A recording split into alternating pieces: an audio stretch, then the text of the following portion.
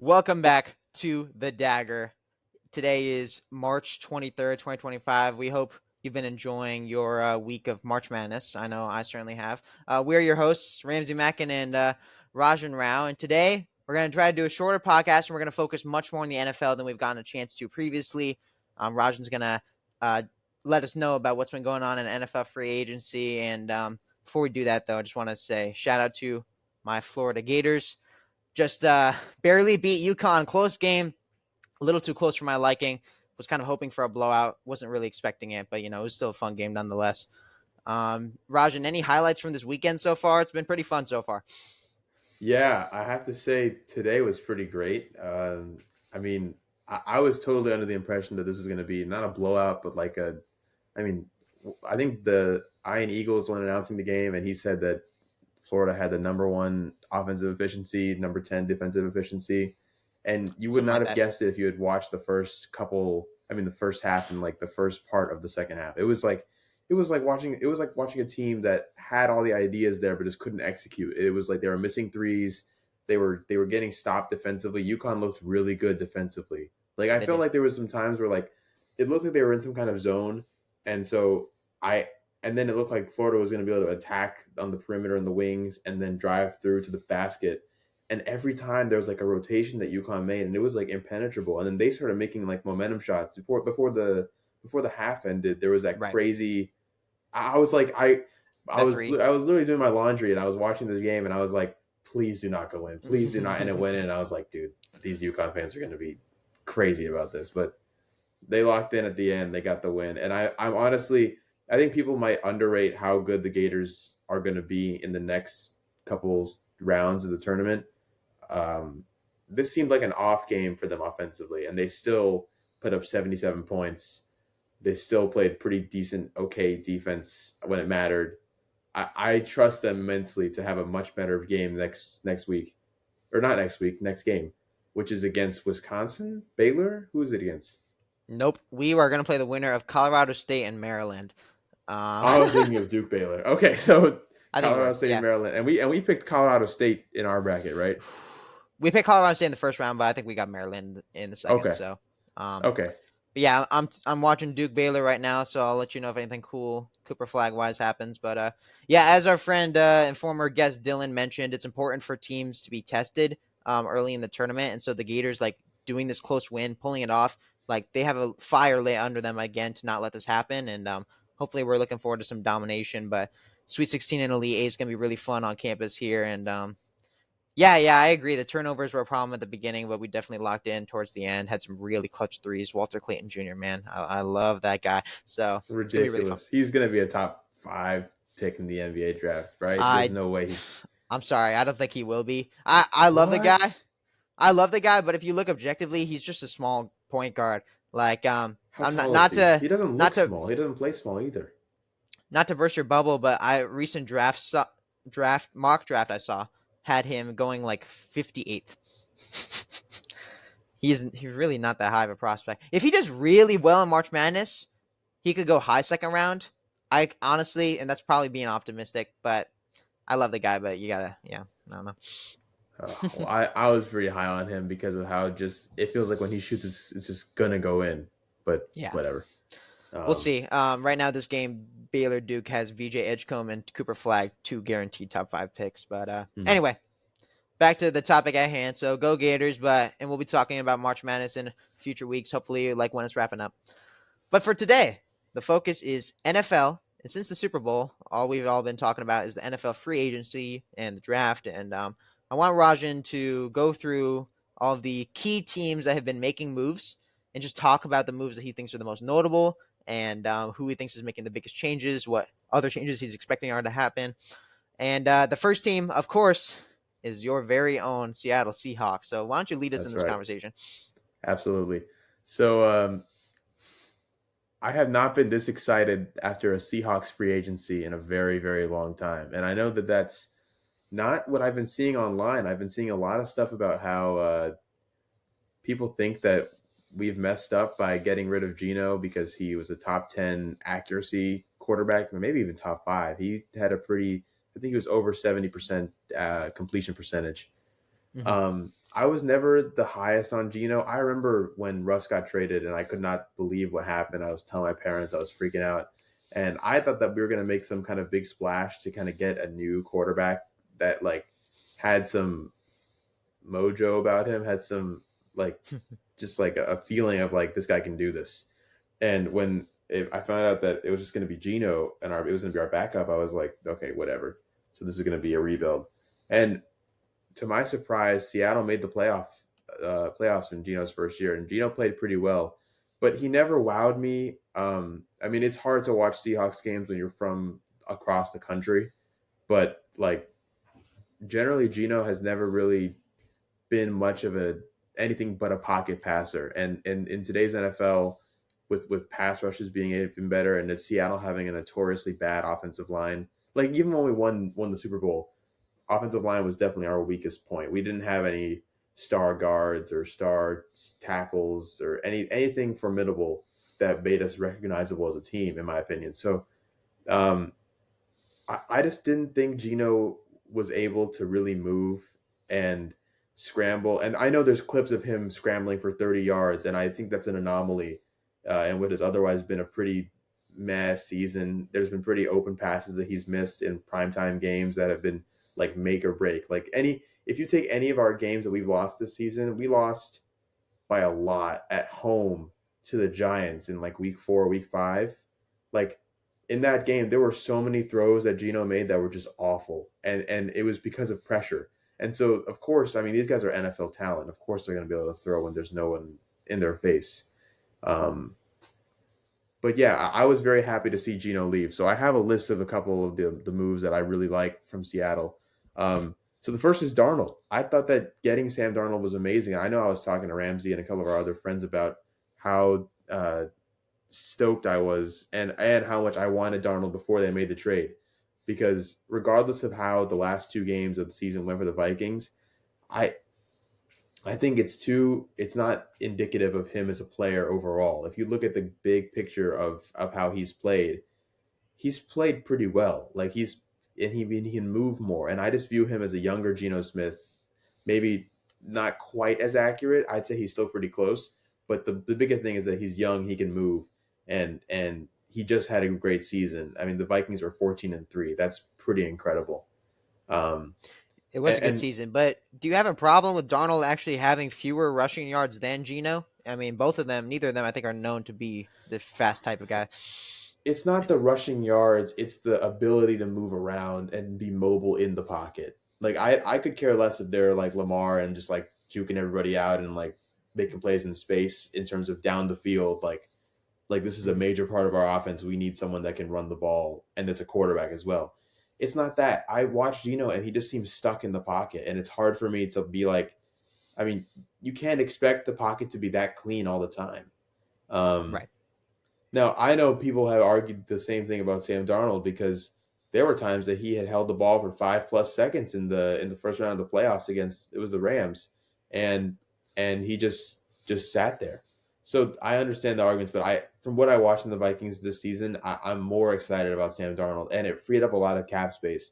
I think Gino wanted 40 million a year. That's a lot of money that for an extension of a quarterback that's 35, 36, like, and that's already kind of not on the decline. And I know he can still play. Uh, I think it was a great move to get rid of him. We're paying Sam 33 a year ish, so it's definitely a little bit less. Yeah. There's a 3-year, 100.5 million contract with only 55 million guaranteed, as opposed to something crazy fully guaranteed. So if there's a world where he flunks out or something, maybe you have a way out.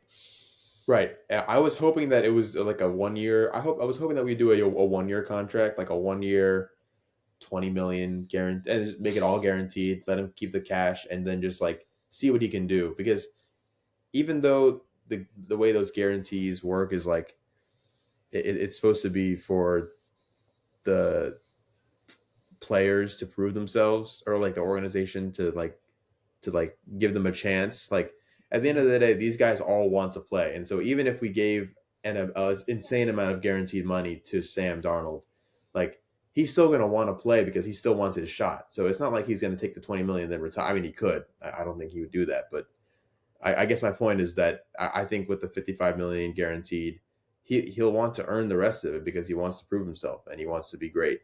And I think that already makes the future pretty bright in Seattle. And then you add JSN, Cup, and Valdez Scantling. That's a great to me. That's a great trio.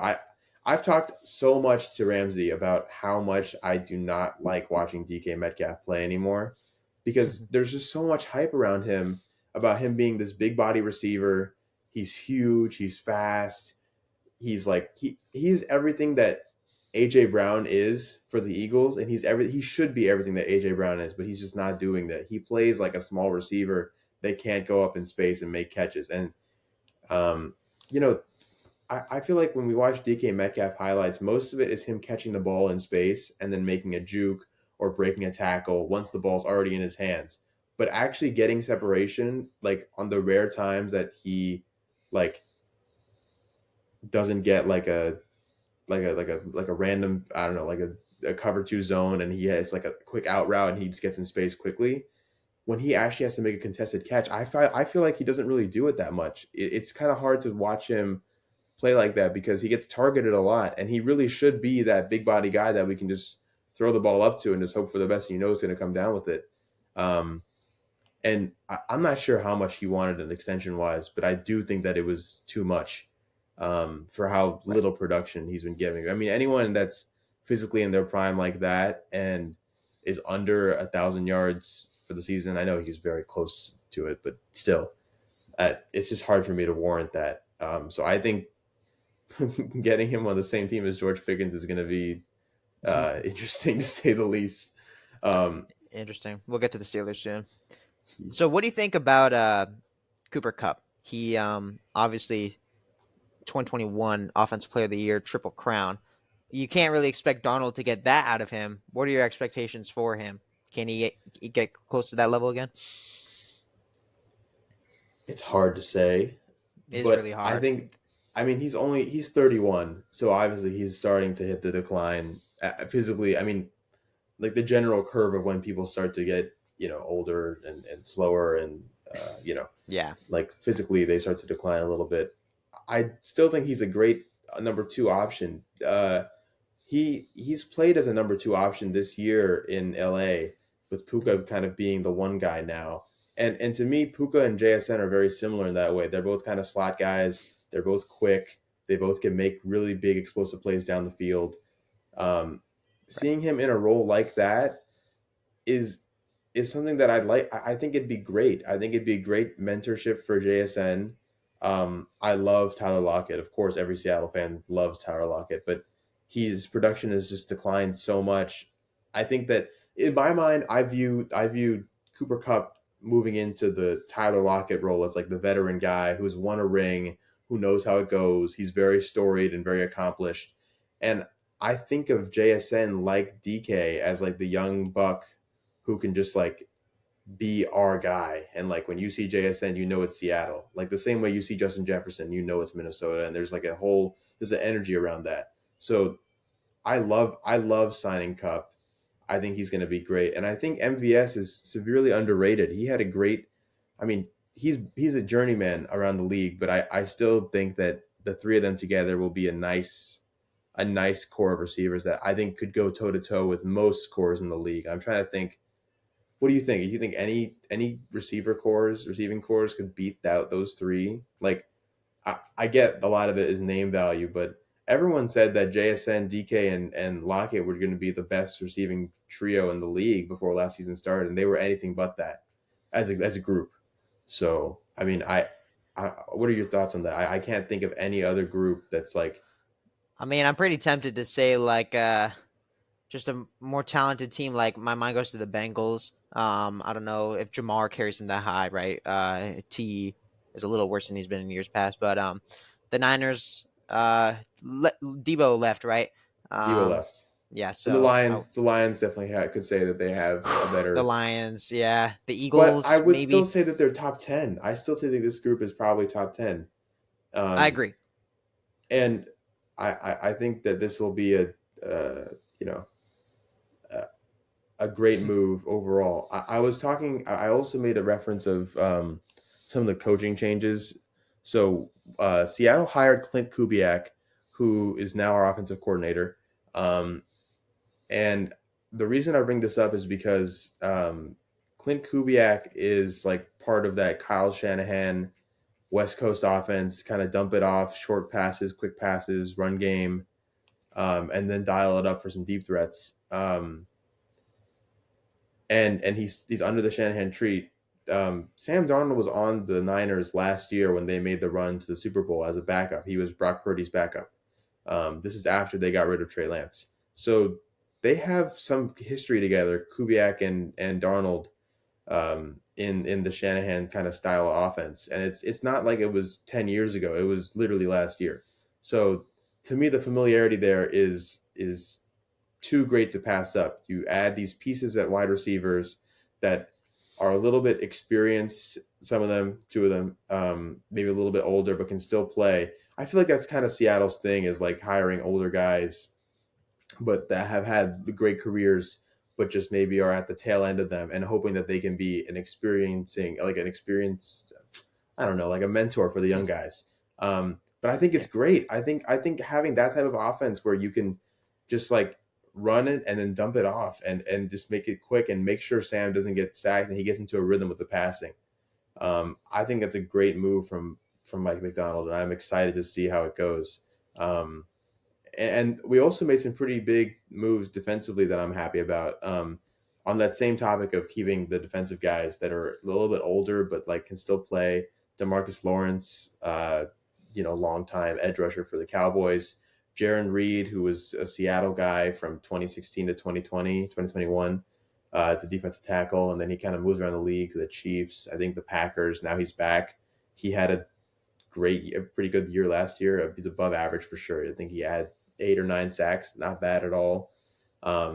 We re-signed Ernest Jones, our fantastic linebacker. I view him as the next Bobby Wagner of our team, a leader, vocal. And so to me, right, I see Seattle's defense and I think, okay, we have those three. So on the defensive line, we have Lawrence and Reed. We just restructured Uchenna Nwosu's contract to get him to stay another year, who before his injury was playing as a top 5 edge rusher in the league. Um, we have Byron Murphy II from Texas. He's a sophomore season now. Had a pretty good year last year, and they're just going to mix them up more and more and more. We still have Leonard Williams, and then you move back a little bit in the secondary, and it's like Reek Witherspoon and Reek Woolen and Devin Witherspoon. I just mix the names. I just feel like Reese there's still Witherspoon, so is that who you much were thinking depth. I actually just saw a meme about that today. Um, of? uh, yeah, like I just see this and I think this is not a team that's ready to rebuild. This is a team that's just completely restructuring how the offense is playing and then just brought some more defensive guys. DeMarcus Lawrence wants to win a championship. And honestly, like if I was a Cowboys guy, like a fan over the last 10 years, I would have expected at least one ring with those rosters and like how well they usually played in the regular season. I mean, I thought that they would at least win one, at least get close. But We could spend a whole podcast slandering the Cowboys. I all know of Dallas. some guests we can invite for that. Anyway, yeah. So Yeah, the Seahawks, yeah, I was to say I just feel like they're moving in the right direction. I'm excited to see just the difference in offense and making it quicker and less. I feel like in the past we've always had a problem with like Pete Carroll and whoever our offensive coordinator is at the time having a really different philosophy on how to play football. Pete's always been a run the ball type of guy, except for when it's on the goal line. Um, and like uh, I mean, apart from the Super I, Bowl, I would say my I would mind say was we going ran. somewhere else, and then as soon as you said that, I locked back in. I should be wearing my Patriots shirt right now, bro. Oh my Go ahead. god. Well, I mean, okay, so like we we have a history of pretty great running backs in Seattle over the last 15 years, and Pete loves that type of offense, and it doesn't work when you have a quarterback like Russell Wilson or had Russell Wilson who likes to run around. And then with Geno, it was like he was a pocket passer, but then he also wanted to throw the ball. So it'll be cool to see how Mike McDonald kind of switches it up. I feel like the Shanahan style is kind of in between from running it all the time and being a pass heavy offense. So Mm-hmm. overall, I'm excited. I think the only thing that Seattle needs to do now is finally draft an offensive lineman in the first 2 rounds, at least one. We have pick number 18 or number 17. We need to make a splash with that because there's been too many times that I've been sitting at home in the offseason and being like, okay, we have the defense. Like the defense looks pretty good. We have the receivers. We have the running back. We have a quarterback. We don't have an offensive line. We need to draft them. And every single time we take a defensive tackle like last year, or we take a running back, or we take a wide receiver, and all of a sudden it's round 5, and we're like finally getting on offensive tackle, and then someone gets hurt in the beginning of the season, and it's like the same broken record of Seattle every single year, and it's just frustrating to watch as a fan. At some point, you're just kind of like, dude, like we see the problem. The fans see the problem. I'm sure the players see the problem. Um, that's all they need to do is just build an offensive line that is reliable and can just protect for Sam and just make it so that like even if he just gets sacked once a game, that'd be so much or twice a game, it'd be so much better than what we are dealing with right now. I think Gino was sacked at least 3 times a game. It felt like that at least. It was abysmal to watch. But overall, the trajectory to Right. Seattle's game is definitely on the upward trend, I think. Yeah, Seattle does have the 18th pick of the draft, and then exciting, they have the almost back-to-back 50 and 52nd picks. The 52nd they just got from the Steelers, so two pretty solid second-round picks. And yeah, this mock draft has them taking an offensive tackle, Josh Simmons from Ohio State in the 18. So look at the talent there. There's probably a great group of guys that they can take from. So I just want to ask Absolutely. you: do you like what's the championship window for the Seahawks now? Is if we think about the whole Bill Simmons thing, is Sam Darnold a quarterback that can actually win you a Super Bowl? No, I don't think so. Well, Yeah, actually, okay.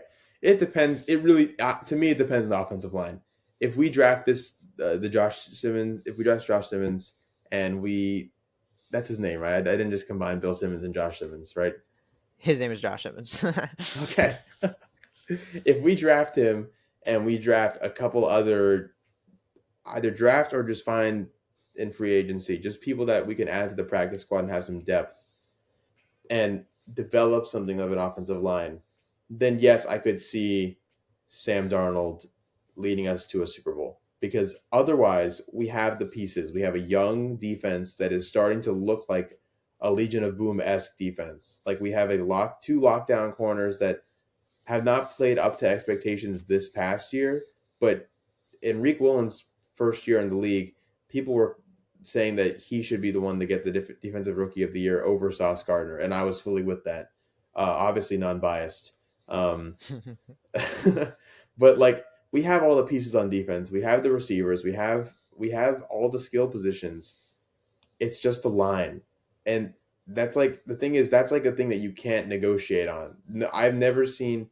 It is rare for a team to win a Super Bowl with a below average offensive line. It's just so hard because yeah, in elimination big games, the defensive guys are going to come and they're just gonna destroy you. I mean, like we the saw line the is Patriots key the for same thing sure. happen. I mean, like the Yeah, Patriots were putting up a fight in that Super Bowl with the Eagles, and Brandon Graham came off the edge and was just like tired of getting scored on and just stripped Tom Brady.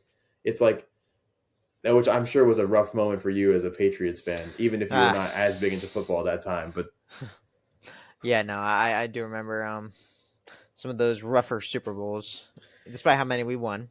Not to brag, yes, but but yeah, unless you have a Brady-esque quarterback, there's no way that an above there's no way that you can't. Uh, it doesn't. What am I trying to say? If you don't have someone like Tom Brady behind your center, yeah. then there's no way that an average or below average offensive line is going to work. And Sam Darnold is not Tom Brady, as sad as it is to say. So I think the window is at least the next 5, 6, 7 years because JSN is like probably 24, 25 right now. He's pretty young. Mhm. Um, most of our defense is very young, and some of them are still on their rookie contract. So it's like, yeah, we have some time, but I think the move is try and win now with Sam and draft the offensive lineman. And if it doesn't work, Arch Manning is going to be available next year. I think it'd be hilarious if Peyton Manning's nephew went to the Seahawks after the Seahawks beat him in the Super Bowl. That'd be amazing. Wow. I think it'd be hilarious. Yeah, I think Seattle's future is bright. I think their window is also pretty big. I'm happy to say that as a fan. I felt like we couldn't even argue that we had a window last year because our team wasn't good enough to even make a run. So Exactly. Do you think I really that believe in the squad. Do you think that if you put Darnold in Jalen Hurts' position with that killer offensive line and running back, he could have taken the Eagles to the ring? Just a completely subjective question. I almost think yes, because Jalen Hurts played so freaking bad this year. Like not like Very, all the time, but in terms of like throwing the ball a lot and being like a traditional quarterback that like throws for at least 3,500 yards. And I know he was injured for a lot of it, so I'm sure that can account for some. But can I mitigate. think like when you have Saquon Barkley, of course you're going to be fine. Like he just they I run the agree. ball so much. They have the offensive line, and then because of that, defense is back up out of the box. Hmm. Teams, the reason that Seattle has always struggled with that idea is because we don't usually get as many yards on the first and second down tries. So like those early downs getting ahead of the sticks is not really something that Seattle has ever been known for, at least in the last, I mean, after the Super Bowl win, honestly. So like you'll watch it and it'll be like first and 10, right? And then they'll run with Kenneth Walker and you'll get a pickup of two. And then try again, it's like third and 7 now. And so the defense knows that. And so the defense obviously is going to back up. And most of the time we don't convert. And it allow because they know how kind of we play, which is like run in the first two downs, they'll stuff the box and have like 8 people in the box and just leave the safeties and the corners like kind of just let them relax and back up a little bit. And then it's like suffocating for an offensive line. Of course, you're not going to beat 8 guys in the box against 5 offensive linemen. Um, I think that having them mix it up is going to be so great. I think that that's like truly like what'll give them the edge. And the thing is, because the Eagles have that offensive line and they have Saquon Barkley, the defense can't count on on that being their only type of attack because they have AJ Brown and the receiving core as well. So it's like they can kind of play cat and mouse. You know, that's kind of I feel like that's what most of football is cat and mouse. And it's like, yeah, if they run with Saquon enough, eventually the defense will start putting people in the box. But it'll be on the early downs, and then they can run and get out deep and throw, you know, to AJ Brown and Devonta Smith, and they have a deep Right. threat, and they have passing lanes as well. It's like to me, it's like they have enough variability and potential in their offense to do both run and pass that the Hmm. defense has to respect that. And there isn't that same respect in Seattle. Um, and there hasn't been in a long time. The last time that we really had that was when Marshawn was there because there was Yeah. the running threat and there was the passing threat. And if you remember, I mean, dude, we didn't have it wasn't like we had like the most insane star-studded, you know, receiving core. We had Jermaine Curse, uh, Doug Baldwin. To me, Doug Baldwin is one of the best route runners ever. But it wasn't like a superstar that was like first ballot Hall of Fame level guy. We had Golden Tate. We had I think that was like the main three. It wasn't like they were like insane, but because we had the run game led by that offensive line that was decent, you know, they were able to open up the passing game with that, and we haven't been able to do that in a long time. So that's like my main, I would say, takeaway um, is if Seattle can get an offensive line and start mixing the offense up, so that we're not always throwing on third down. I really believe in this team, and especially against the NFC West, I think now is the time to make a run for the division because I think the Niners are. Well, we'll get to them later in this podcast, but I think they're toast. So Exciting stuff. Yeah. You read my mind actually. Next team, and I was wondering if you might want to go and talk about the Raiders. Keep it in the same division. sure, yeah. So I mean, Pete Carroll. I love Pete. It'll be cool to see him with Gino. I don't know. I don't really know if they have any like really skill player talent. They do Gardner have Minshew. besides that is a quarterback. Skilled Anyway, player. Brock Bowers, yeah, but Brock besides Bowers, him, yes, and they still have Josh Jacobs, and so there's always potential with that. If who was the quarterback in Las Vegas this past year? It was oh my god, I can't even remember his name. It's the dude with the little O'Connell. mustache. Yes, Aiden O'Connell. Yeah, there you go. So I mean, if Brock Bowers can have he had the most receiving yards out of a tight end this year, Yeah, I believe, and it wasn't even close. he crushed Bowers it. was, yeah, he absolutely. Do you have the stats? I will get it for you in one moment. Go ahead. Okay, no worries. Yeah, just like they already have that. They got Josh Jacobs. They have a top. I mean, they have. I would say Josh Jacobs is still a top five running back in the league, and they have the sixth pick in the draft. So I'd say they have to go for an offensive line, maybe pick up some receivers as well. Um, their future isn't all that grim, and I know Pete Carroll has a history of turning teams, you know, pretty great, and he's a juice type of guy. Like you see him in the locker room, and he's just full of energy. I think he'll be the oldest coach in the league as he gets back officially with the Raiders. Um, Mm. but he doesn't show it. He's still full of energy, still like a young spirit, and I think that they're going to be an okay team, but also the AFC West is like so competitive now. But yeah, I mean, I can't really say much about the Raiders. I don't think they're going to be above a 7-win team, but I could totally see them getting 6 or 7 and like having a start of a trajectory in the right direction for sure. So As for the stats, yeah, Brock Bowers was first among all tight ends with 1194. He played in all 17 games. It actually was relatively close though. McBride on the Cardinals was like 50 behind him. The reason why we thought it was a blah is because if you just focus on rookie tight ends, nowhere close. Second place right, was this guy Sanders, Jatavion Sanders. I honestly haven't heard of him before on the Panthers, but he finished with 342. So yeah, okay, that's Bowers must yeah far and away best rookie tight end, rookie offensive player you could say. But yeah, there's a things to be excited for Raiders fans. But overall, yeah. yeah. Okay, the people that I really want to talk about are the Broncos. All right, let's talk about Um, it. so the Broncos already looked pretty good, and I had made a bracket in our we made a friend group playoff bracket, and we all made two brackets and whatever. And in one of them, I had picked, I don't remember who I had picked to win, but I know the 7-2 matchup in the wild card weekend was Broncos versus Bills. Bills, and I had obviously picked the Bills. We thought that was going to be, I mean, the game that it ended up being. It was a blowout. Um, but in my other bracket, the one upset that I had in the first round was the Broncos winning, because like as much as I don't really like Sean Payton, he's a good coach, and the Broncos look strong, and if they can just get like it's kind of the theme, but like the if they can just get an alpha receiver, like a number one guy that they can kind of work their offense through, kind of how the Chargers have what's that kid's name, the young guy that McConkey. McConkey, Lad McConkey. He's not. I mean, he's gonna. I'm sure he'll be a Pro Bowler at some point, but it's not like he's like when you think top five in the league. It's not like he's up there, but he is a really great receiver, and he is Justin Herbert's guy.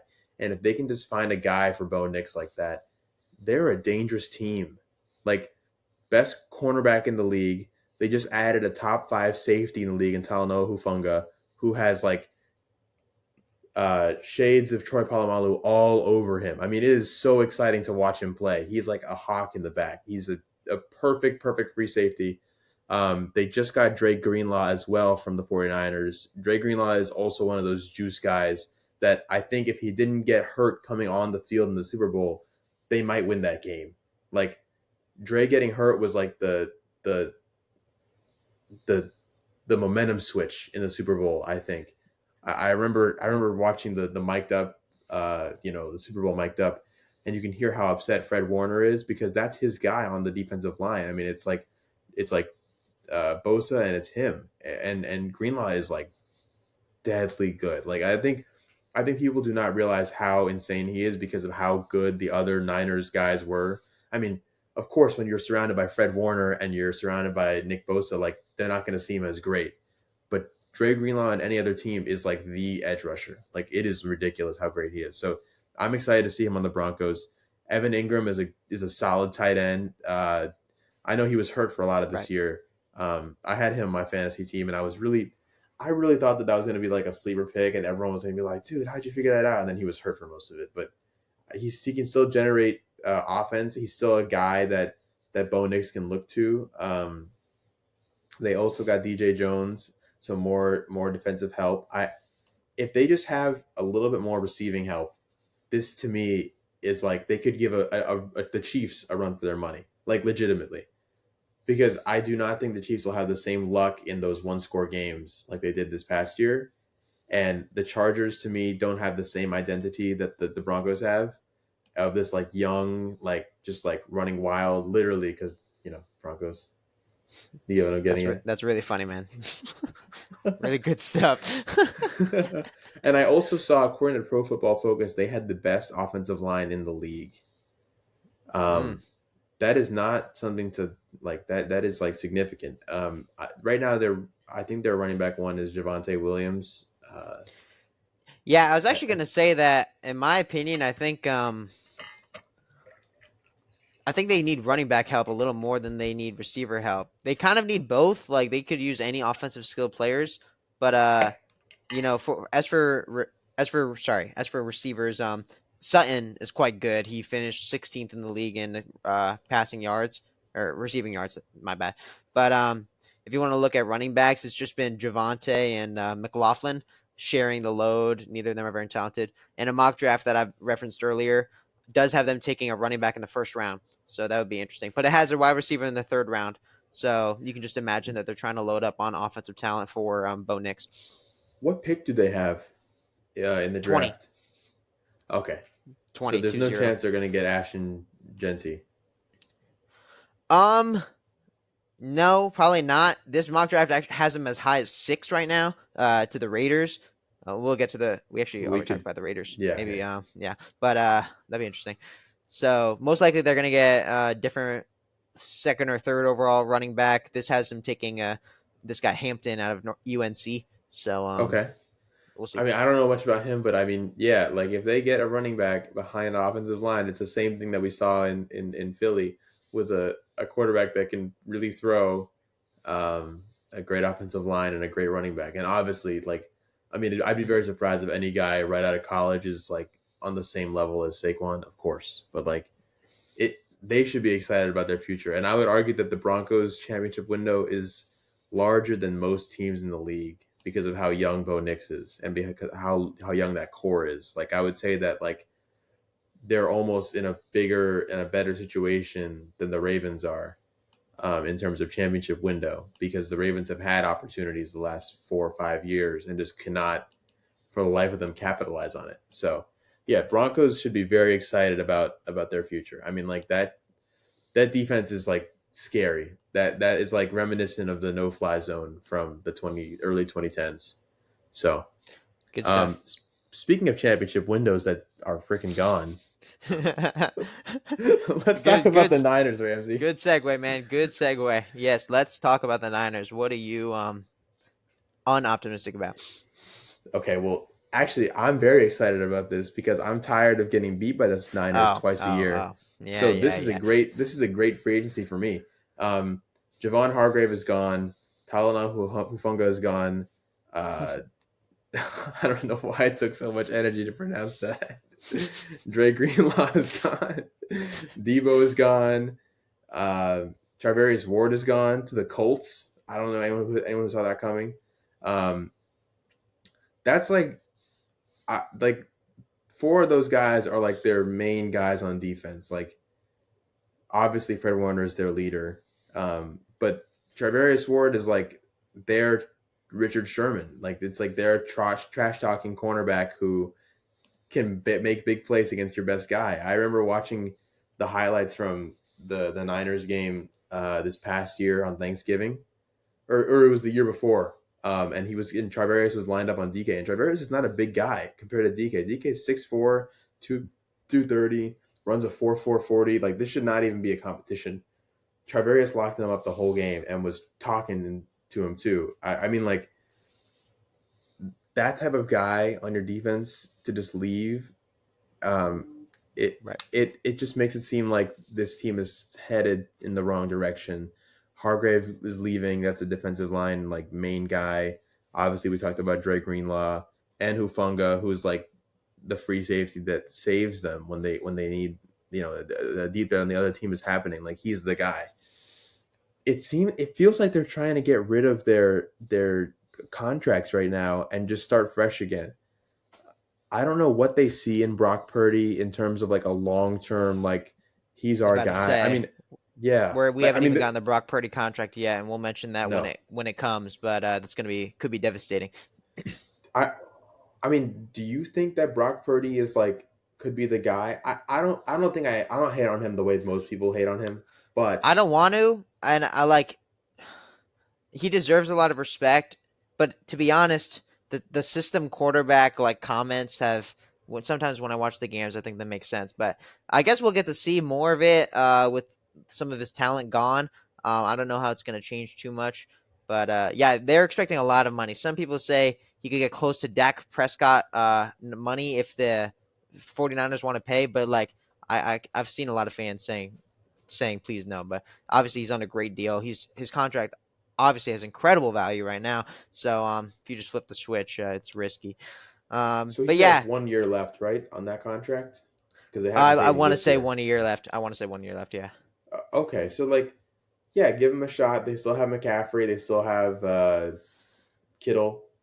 Hmm. And obviously, they still have two potential All Pro level defensive players in Fred Warner and Nick Bosa. So it's not like Hmm. it's completely over for them, and they still have Ayuk and Jawan Jennings. So again, it's not over for them, but it's like, yeah, they're gonna need to either make some big splashes in the draft, or this is like the start of their like clearing out their cap space for next year free agency.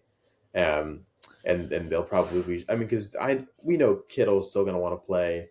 We know Fred Warner's still going to want to play, and Bosa is still in his prime. So Yeah. these guys are probably going to get a chance to move somewhere else, and maybe they'll keep Brock as their guy for the next, I guess, 10 years. It seems like that's the direction that they're moving. But if I was uh, a Niners guy, I wouldn't really be like all too excited about this. I feel like their window's definitely gone. I was about to say if you want to talk about the window, 2019 or 2020 Super Bowl they lost. 2021 Conference Championship lost to the Rams, eventual champs.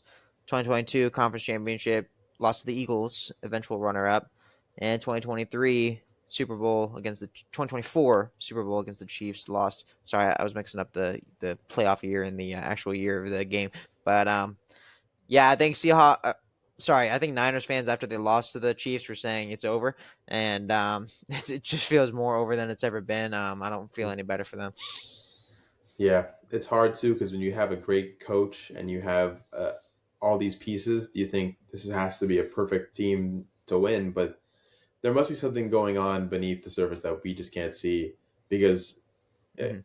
everyone always talks about how on paper, I mean, the Niners are like the favorites to win everything, and like clearly it doesn't. They have nothing to show for it. They've had that roster and those guys since 2018 because it was before that first Niners Chiefs Super Bowl. So this is a long time. It was a 7 year window, honestly, of like great players in all the positions, and they just couldn't get it done when it mattered the most. So it's sad No, for they don't. Niners fans.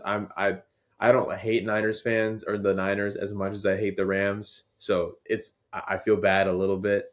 Um, but all this is great for Seattle. This is absolutely amazing news for us. So I can't say I'm not a little bit excited. Speaking of which, in a few weeks we're hoping to go through some NFL power rankings. Way too early power rankings for next season, courtesy of that's Rajan's idea there. But I just want to ask you real quick for a snapshot. What do you think the NFC West standings are going to look like end of next year?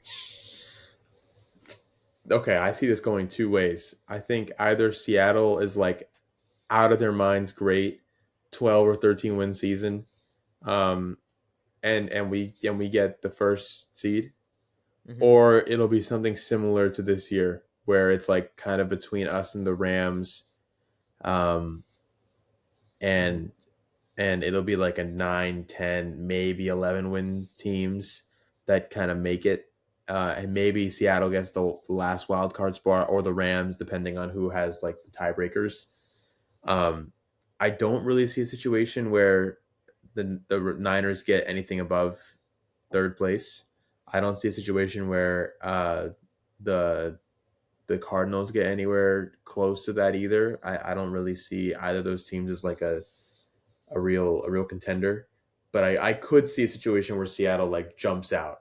I'm not sure if Mm-hmm. that'll happen. I think it's more likely that it'll be similar to this past year, where it's like kind of like neck and neck. Every game matters at the end of the season. Like how many points you score matters. How many like who you play. The conference record matters.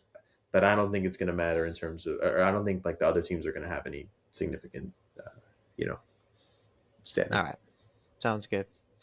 We're gonna take a quick break, and when we come back, we're gonna wrap up these NFL free agency reactions. So stay tuned. Welcome back to the Dagger. We're about to analyze the intricate. All right, bro. Okay. We're Wrap it about up. to analyze the intricate relationship between DK Metcalf and George Pickens. Um, so Yes, I just the looking at the Steelers situation, the battle for number 14, and what would you call them? The biggest what in the league? crash outs. Yes, exactly. Okay, so I'm looking at the Steelers depth chart right now, and they have DK listed over Pickens. Now Mhm. they don't have their numbers attached to them yet, so I mean, like, there's no way to know who got 14. But it's funny that the guy that just got there already got the number one spot, at least in the depth chart. I mean, we don't know how it's going to go. I do think that there is potential for this to be a really great, you know, duo. Like, I think that the idea that they're competing with each other could be what each of them needs to like start producing, because again, they both have a lot of the same characteristics. George Pickens is not as tall. I mean, sorry, not as big as DK, but he's definitely pretty tall, and he has the same type of jump ball characteristics that like people identify when they're like looking at receivers. Like, he's definitely a guy that you think would be a great jump ball type of guy. Like, just throw it up there, let him go get it on your 3rd and 5, your 3rd and 7. Like, let him be the guy. Let him be your target. And they Mhm. both can make great plays in space. And this could be the thing that they both need. I'm not sure how the locker room dynamic is going to be because they're both such crash out energy. I don't know. It's hard to say, but I think part of it could be the Russell Wilson reunion in Pittsburgh with DK. Um, I think everyone remembers how great obviously Russ was on the Seattle. Even in the later years, he was doing the craziest scrambling stuff and still making incredible throws. And I remember watching there was a playoff game in 2020. It was a season of 2019, but it was in 2020 the playoffs were happening, and it was Seattle versus Philly in the first round, and it was a pretty close. It was a pretty defensive game the whole game, and on like a 3rd and 15 from like Seattle's like 4 yard line, it was like really far back. Russell threw like a bomb to DK, who was guarded by double coverage and just 50 yards and caught it and essentially iced the game because we kneeled it out after that. Like, if that's the version of Russ and DK that the Steelers and Mike Tomlin think they're going to be able to get, and they are able to get that, that is a scary thought, because it's not like the Steelers don't have any stars. They still have TJ Watt, um, who I think is a top 3 edge rusher in the league. Cameron Hayward, although he's old, is still playing like an insane. He's playing at an absolutely ridiculous level. He is like, I want to say he's pushing 35, 36 to still be in the league as a defensive lineman after all that. I mean, they go through a lot physically. You know, um, I think that that's incredible, and he's still playing at a good level. Patrick Queen was the Ravens linebacker that got traded last year. He's still a star. We've talked about Malik Harrison, Alex Highsmith. They just got Darius Slay from the Eagles. Minka Fitzpatrick, an all-star safety. They still have the pieces to make this work. It feels like our theme of today is like teams need to draft an offensive line and teams need to draft a running back. But I mean, and that's assuming that the chemistry between DK and Pickens will work. But if that does work, I mean that's seriously a pretty good team on paper at least. And we know that Tomlin is a good coach, and I mean his record of mediocrity is not really inspiring. But at the same time, I'm inclined to always have optimism for a football team, unless they're the Niners. So That's fair. But yeah, there were certainly a lot of people saying that DK was going from 10-7 to 10-7, or however you want. So we'll see if the Steelers get better. And you mentioned the chemistry. There are actually some trade rumors going around about the Seahawks potentially shipping Pickens out. Now, after bringing in DK, I'm not even sure why they would do that, but some that possible trade makes spots that I've seen are the Broncos, which we just mentioned. The Broncos probably wouldn't enjoy having Pickens. I don't know what package. I don't know what package they have for him. And then I saw a recent one saying that he could go to the Niners for Ayuk. these Is that a just seem win-win? like no, no, it's not. No. Ayuk is pretty good, and why we already know that. Well, actually, okay, hold on a second. Let me rephrase.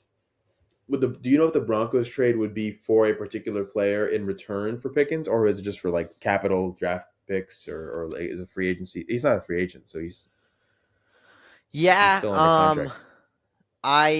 I really think they just want to have a reliable guy like that. I think Sutton is his contract is expiring, so he's getting a bit older. So you could look at Pickens and Sutton. I think they have a lot of similarities in their stats. That's what I was reading about. But I know they have different play styles. But anyway, they just suggested that besides free agency or the draft, like Pickens might be the best option for an offensive weapon for the Broncos if he's even on the market. Do you think the Steelers should do that? I wouldn't understand why the Steelers would just get DK if they were gonna trade Pickens. I don't Mhm. think you're changing much. I think the whole point is to see them together, or like not at all, neither of them. Um, just to your point, let's say that they were gonna like trade Pickens, like that was like their objective.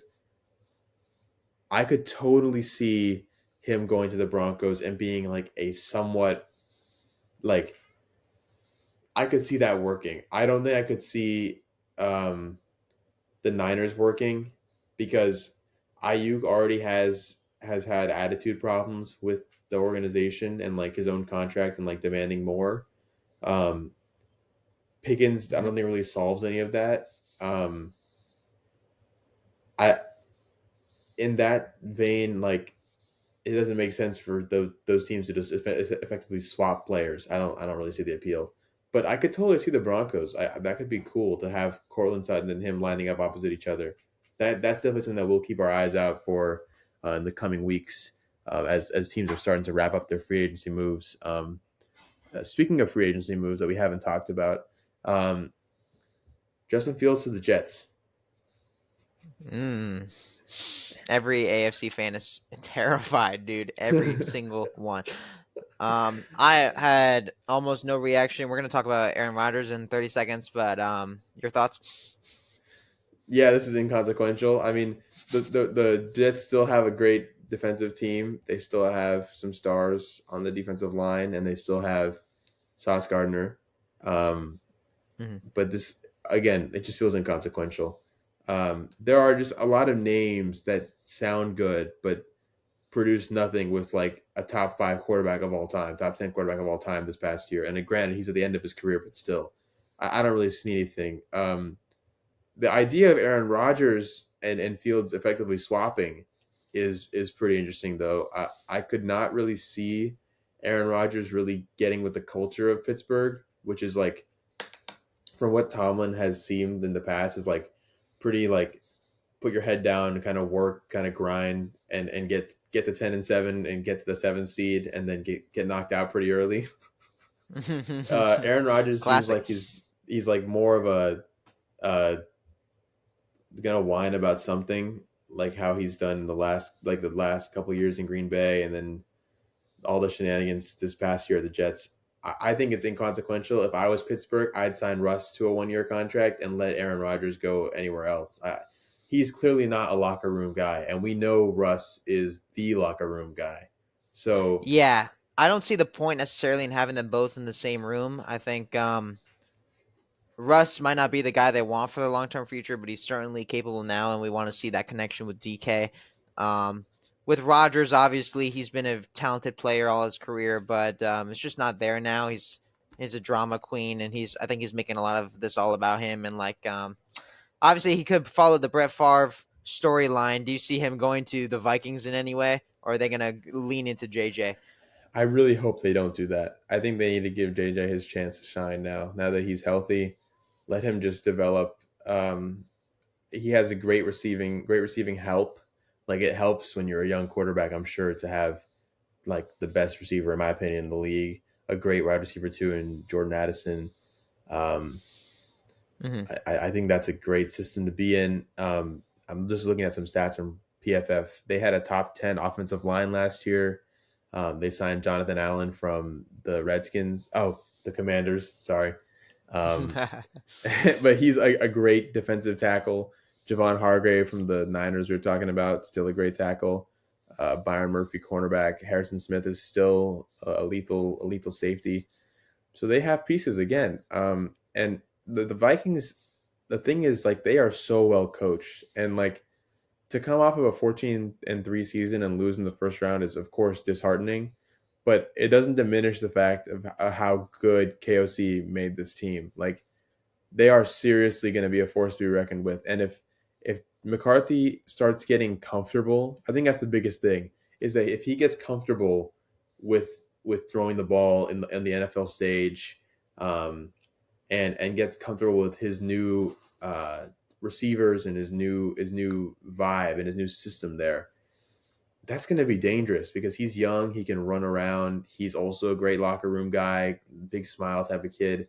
It's cool to see, and the energy from Jeddah is also like overwhelmingly positive. I remember, I don't know who I was listening to talk about this. This might have been on First Take. Um, but it's like the phrase like when receivers or like any position are begrudged, or is that the word? Befuddged, begrudged, but like Disgruntled?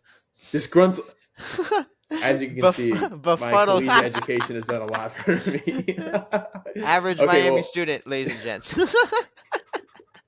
well, Carry whatever on. the Jettis is not disgruntled. He is very gruntled all the time. He seems very happy all the time. Uh huh. That's like awesome. That's exactly what a young quarterback needs. He does not need a star that's like putting pressure on him in a negative way. He needs someone that's going to be positive and just never point fingers when they lose. I watched some interviews and some post game interviews after the Vikings lost.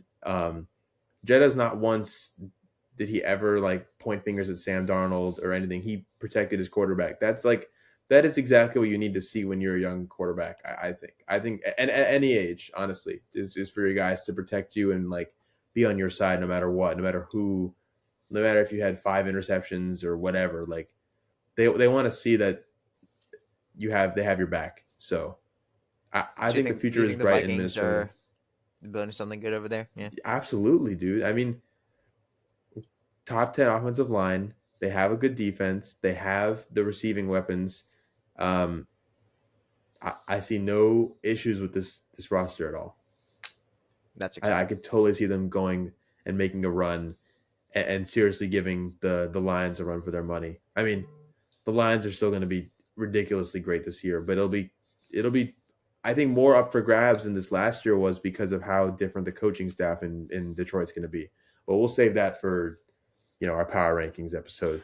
Um, Yeah. I have one thing I want to ask you about is the Patriots. The Patriots Oh. had the most. I want to say they've used the most of their money this free agency. No, Seattle was number two in terms of amount of signings and money spent. But just to list some names, the Patriots signed Milton Williams, Carlton Davis. I think Carlton Davis was a re-sign. or an extension. Harold Landry, Robert Spillane, um, they already have their franchise guy. Um, like this is like totally like a great situation for Mike Vrabel to be in as a coach. So I don't know if you have any thoughts on how they've developed and how they've I don't know structured their free agency. Yeah, I mean, to be honest, I'm not like super locked in on some of the outside moves that they've made. I am. I've been particularly excited hearing about how hyped people are for these changes to the lines. I think with May at our helm and a lot of the other guys that we picked up recently, there's a lot to be excited for, and you just mentioned some of them. I definitely think, and I know you had mentioned, or you wanted to bring this up. We definitely still have offensive needs. Receiving wide receiver, people really wanted Cup to come here and said he's going to y'all. So congratulations, but we were in the race for that.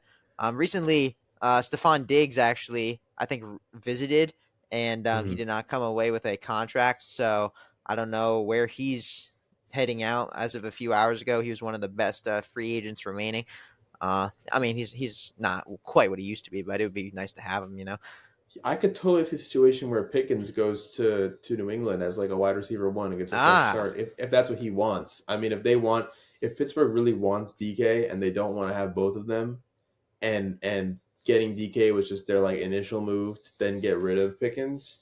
I could yeah, totally see Pickens being a Patriot. I know DK. There was some speculation about DK going to New England. I'm trying to think of anyone that would have been else. fun. Maybe Tyreek Hill, but he's still under contract right now, I think. But Yeah, I don't think so. But that could be interesting to see who they might be targeting.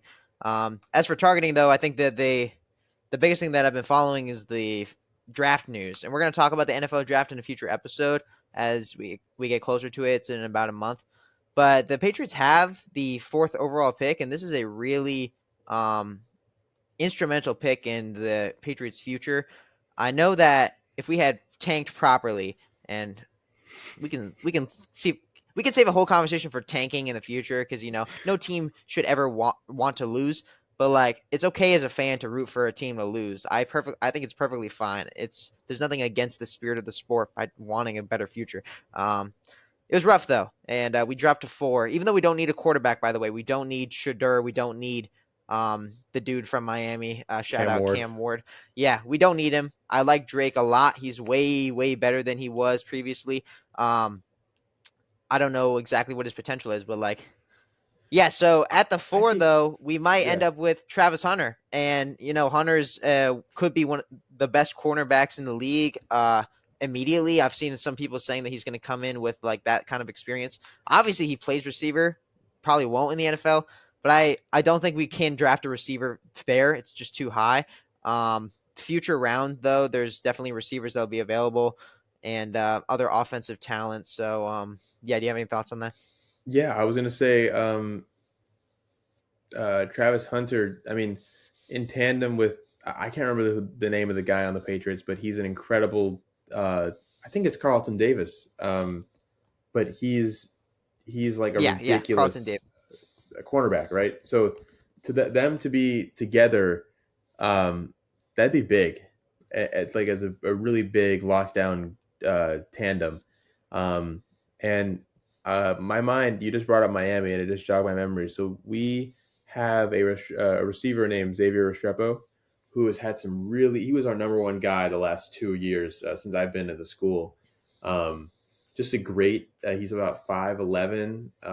He's pretty quick. He's made a lot of big. He's been the Miami Hurricanes number one guy.